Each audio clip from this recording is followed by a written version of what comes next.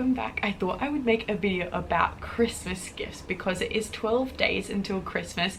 Gift giving can be so fun, but I definitely reckon it's kind of really difficult in a way. You don't know what to get, and especially for my family, I feel like it's always so difficult. I don't know, they're all so different. This is for people that are buying for book lovers, or if you are a book lover yourself. So these are books that I would ask for Christmas if I didn't already own them. Over the past 2 years, I've definitely found and read a lot better books than I think I ever have. I think that's just because my preferences are changing. I am the biggest romance lover. That is the genre that I've definitely read the most of and that I love the most. I'm not very into thriller. I have read one psychological thriller book, but it was good because I like the author, but yeah, not that much of a fan. I've tried to make this very broad, but like I said, I'm not really into thriller or anything like that, so there's nothing around that. Maybe like one, but nothing really around that. These are all the books that I'm going to be recommending you. My first book is The Women by Kristin. This is my favorite book for 2025 by far. I just think the whole plot, the fact that it really kept me on my toes is what I would say. There was always twists. One, I was like really hoping would happen. You'd understand this if you've read it, but I was really hoping it would happen. The rest, I was literally like, what is going on? This cannot be happening. Like, I feel like in your dreams that you make, kind of like in these, I don't know if everyone does this, but in your weird fantasies that sometimes you make up, like that could happen.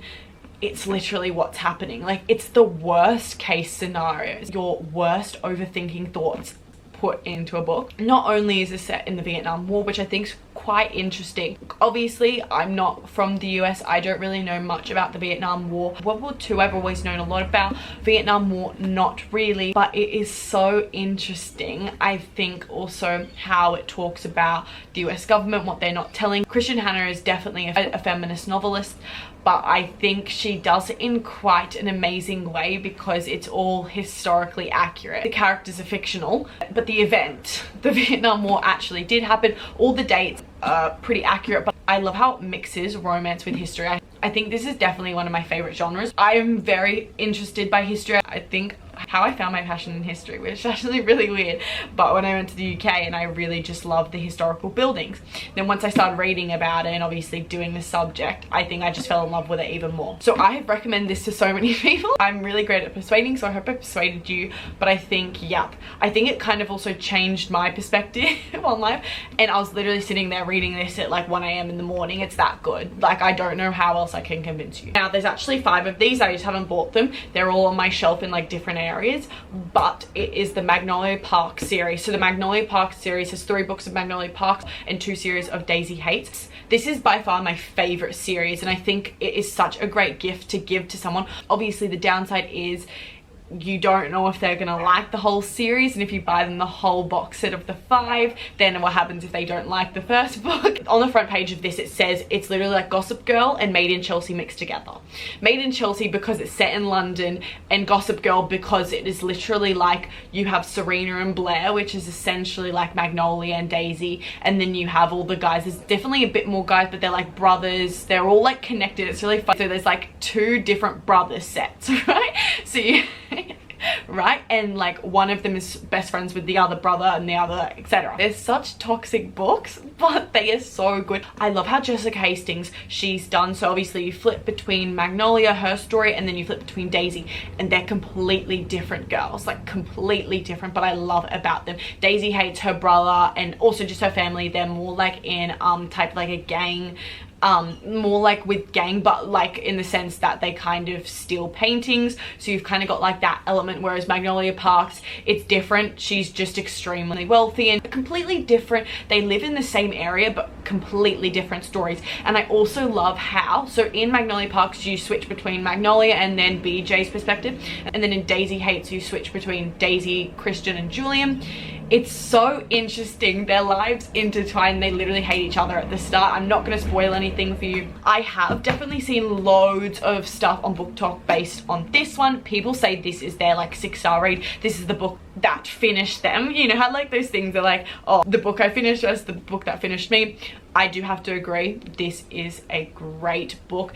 It is the last one of the Daisy Haites series, if I'm correct, but it ends on a cliffhanger, as of course it has to. Magnolia, The Long Way Home, this was 100% my favorite. I was definitely more a Magnolia and BJ type person, but I reread this and I have to say I actually did fall in love with this again. I read this a year ago, exactly kind of around a year ago, and I was definitely more Magnolia and BJ, just liked their story a bit more. This year when I read it, I felt like I was more Daisy and Kristin. There's so much dialogue in them and I love that. I think some people don't like so much dialogue. It depends on the person, but I think it's kind of like when you make up these like really weird fantasies about what your life could be, it's literally this. And it's just back and forth. I love it. I love it. I love it. I don't know what else I could tell you. Like, if you love Gossip Girl, even Grey's Anatomy too, there's no like, Daisy Haites, she actually is a training doctor. It's literally like Grey's Anatomy too. You've got all like these different best friends, these different relationships. It's literally like that. This is like the trope of boss and the assistant. If you've seen Suits, they very much remind me of Harvey and Donna. Definitely not like that much slow burning, but there's literally so many twists in this. It is so good. But essentially, like I just told you, if it's a trope between a boss and the assistant, obviously you know the assistant kind of has a thing for the boss. Anyways, but it starts kind of, the story starts when she's leaving her job. So it's really interesting. She's basically going away. There's just all these different twists, and it's a man that like, he's very wealthy, kind of has it all, and there's definitely like this part of him that's like broken or like can't love. Like, I feel like that's all over like movies and books. His mother too, that he's Italian, really wants to marry into like the heritage.